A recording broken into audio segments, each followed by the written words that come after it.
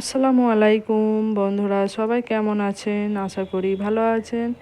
আজ আমি আপনাদের সাথে শেয়ার করব দই দিয়ে দই লস্যি। তো এখানে আমি নিয়েছে বরফের কুচি। বরফটাকে একটু ছোট ছোট করে টুকরো করে নিয়েছি। আর নিয়েছি দই। আর একটা পাত্রের মধ্যে নিয়েছি চিনি।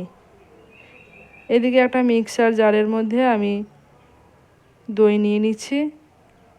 যেহেতু আমি আজকে 2 গ্লাস দই লস্যি বানাবো, সেরকম অনুপাতে আমি দইটাকে নিয়ে নিলাম। এরপরে এর মধ্যে দিয়ে দেব চিনি। চিনির পরিমাণটা আপনারা আপনাদের পছন্দ অনুযায়ী দেবেন। তবে দই লস্যির মধ্যে একটু মিষ্টিটা বেশি না হলে কিন্তু খুব একটা ভালো লাগে না।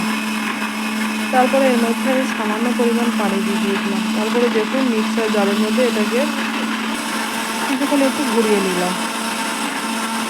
তো এখানে আমার রেডি হয়ে গেল দই লস্যি। তো খুবই অল্প সময়ের মধ্যে আপনাদেরকে দারুণ একটা লস্যি বানানো আমি দেখালাম। সারাদিন রোজা রাখার পরে যে একটা ক্লান্তি, সেই ক্লান্তি কিন্তু দূর হয়ে যাবে এই লস্যিটা পান করার পরে। নতুন করে শরীরে এনার্জি ফিরে পাবেন। তো আশা করি আজকের ভিডিওটা আপনাদের উপকার লাগবে এবং ভালোও লাগবে। এরপরে লস্যিটাকে আমি দুটো গ্লাসের মধ্যে ঢেলে নিয়েছি। আর ওপর থেকে দিয়ে দিলাম কিছুটা পরিমাণ টক দই। এরপরে দিয়ে দিলাম ড্রাই ফ্রুটস ও দিয়ে দিয়েছি বরফের কুচি।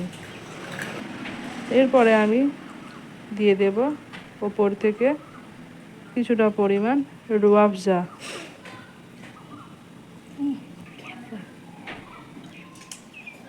তো আজকে আমার দই লস্যি রেডি হয়ে গেছে। এরপরে এটাকে পরিবেশন করার পালা।